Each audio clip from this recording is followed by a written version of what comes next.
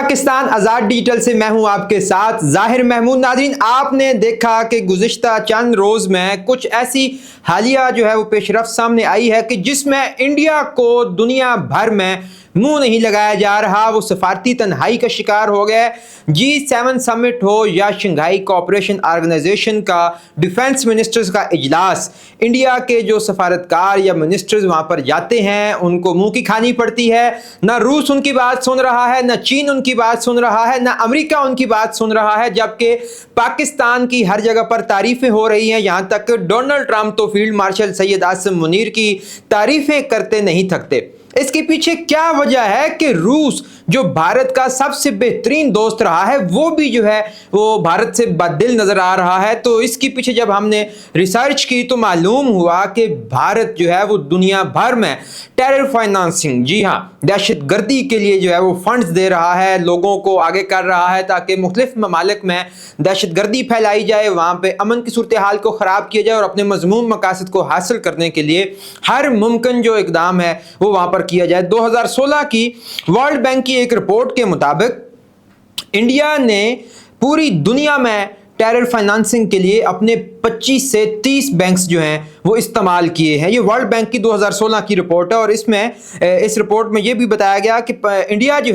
وہ terror financing کن کن ممالک میں کرنے کے لیے وہ کوشش کر رہا ہے۔ تو ان ممالک میں میانمار، کمبوڈیا، مالدیوز، شری لنکا، بھوٹان، نیپال،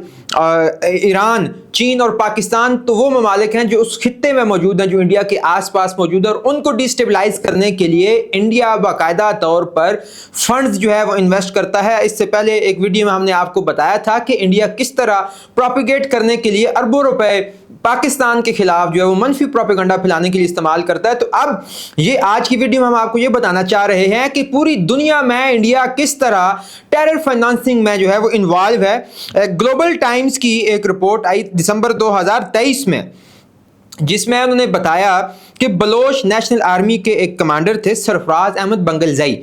انہوں نے وہ پاکستان گورنمنٹ کو سرنڈر کیا اور بتایا کہ وہ تو یہ سمجھتے تھے کہ وہ اپنے حقوق کے لیے، اپنے لوگوں کے حقوق کے لیے لڑ رہے ہیں، مگر جب انہیں یہ معلوم ہوا کہ یہ سارے معاملات اور یہ ساری آزادی کی جو جنگیں اور جو سیپریٹسٹ آئیڈیاز ہیں ان کو فائنانس کرنے والا، ان کو کمانڈ کرنے والا انڈیا ہے، تو انہوں نے فوری طور پہ ہتھیار پھینک دیے۔ اور یہ خبر دا ڈان میں بھی وہ رپورٹ کی گئی تھی۔ اس کے علاوہ 2022 میں بھی ایک ہیلی کاپٹر کریش ہوا تھا بلوچستان میں، جس میں جنرل سرفراز صاحب کے علاوہ 5 اور آرمی آفیسرز بھی شہید ہوئے تھے، اور اس ہیلی کاپٹر کو کریش کرنے کی جو ذمہ داری تھی وہ بلوچ راج آجوئی سنگر، ایک براس نامی تنظیم ہے بلوچستان کے اندر جو ایکٹیو سیپریٹسٹ موومنٹ چل رہی ہے، تو اس نے وہ اقرار کیا تھا کہ انہوں نے انڈین کمانڈ کے اوپر یہ ہیلی کاپٹر کریش کرنے میں معاونت کی ہے، اور یہ خبر بھی ڈان کے اندر وہ لگی تھی۔ اس سے پہلے 2016 مارچ میں پاکستانی آرمڈ فورسز نے ایک جاسوس کو پکڑا، کلبھوشن یادو، جو بارڈر ایریا کراس کر کے پاکستان میں داخل ہو رہا تھا، اور اس نے کنفیشنل ویڈیو بھی دی کہ وہ انڈین نیوی کا آفیسر تھا اور وہ حسین مبارک پٹیل کے نام سے، مقامی نام سے یہاں پہ کام کر رہا تھا، اور اس کا مقصد یہ تھا کہ وہ کو وہ بہت ساری انفارمیشن یہاں سے پاس کرے۔ اور اس خطے میں چونکہ وہاں پہ سی پیک کا بھی کام چل رہا تھا، تو اس خطے میں نہ صرف سیپریٹسٹ موومنٹس کو پروموٹ کیا جائے بلکہ چائنیز کو بھی وہ ٹارگٹ کیا جائے تاکہ پاکستان اور چائنا کے درمیان جو تعلقات ہیں ان میں کوئی دراڑ آ سکے۔ دا ہندو نے 2019 میں، جو کہ ہندوستان کا ایک بہت بڑا اور معتبر سمجھا جانے والا میڈیا کا انسٹیٹیوشن ہے، اس نے یہ خبر رپورٹ کی کہ بہت سارے BLA کے، بلوچستان لبریشن آرمی کے بہت سارے کمانڈرز انڈیا میں آ کر علاج کرواتے پائے گئے ہیں، اور انہوں نے خصوصی طور پہ ایک بندے کو ریفر کیا جو BLA کا کمانڈر تھا، اور 2017 میں اس نے دلی میں 6 ماہ تک اپنے گردوں کا علاج کروایا۔ تو آپ یہ سوچئے کہ یہ BLA کے جو کمانڈرز وہاں پر علاج کروانے جا رہے ہیں انڈیا میں، تو اس کا کیا مطلب ہے کہ یہ تو ان کے اپنے پالے ہوئے لوگ ہیں اور وہ خود ان کو فائنانس کر رہے ہیں تاکہ وہ اپنے مذموم مقاصد حاصل کر سکیں، وگرنہ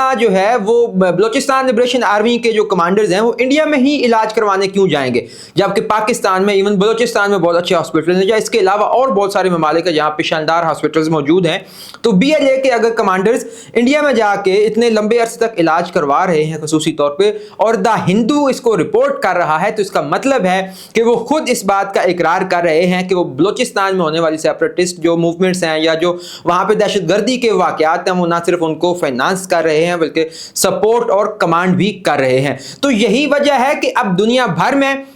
खास तौर पे जब कनाडा वाला वाक़या हुआ हरदीप सिंह वाला, और उसके बाद अमेरिका और यूके में भी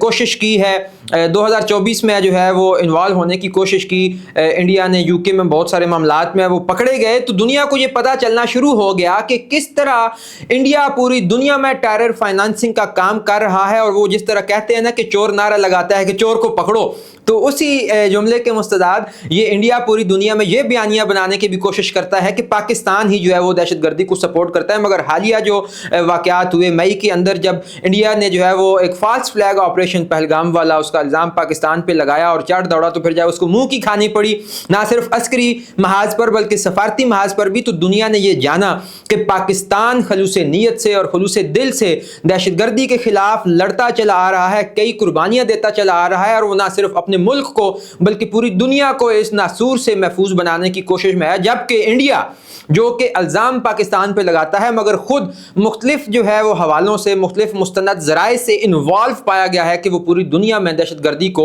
एक्सपोर्ट कर रहा है। तो आप देखिए कि जिस तरह अमेरिका में हमारे आर्मी चीफ गए, फील्ड मार्शल सैयद आसिम मुनीर साहब, तो उनके खिलाफ एक ख़ास जमात के लोगों को इकट्ठा किया गया, उनके खिलाफ नारे लगवाए गए। हर मुल्क में ये पाकिस्तान का इमेज ख़राब करने के लिए कुछ लोगों को स्पॉन्सर किया जाता है, तो ये बेसिकली टेरर फाइनेंसिंग की ही एक किस्म है। ये इंडिया की ही उनके पीछे जो है वो इन्वॉल्वमेंट है, ताकि वो पाकिस्तान का इमेज दुनिया भर में गलत साबित कर सकें या वो बुरा बना सकें। मगर अब वही इनकी हरकतें इनको खुद उल्टा पड़ना शुरू हो गई हैं, और पूरी दुनिया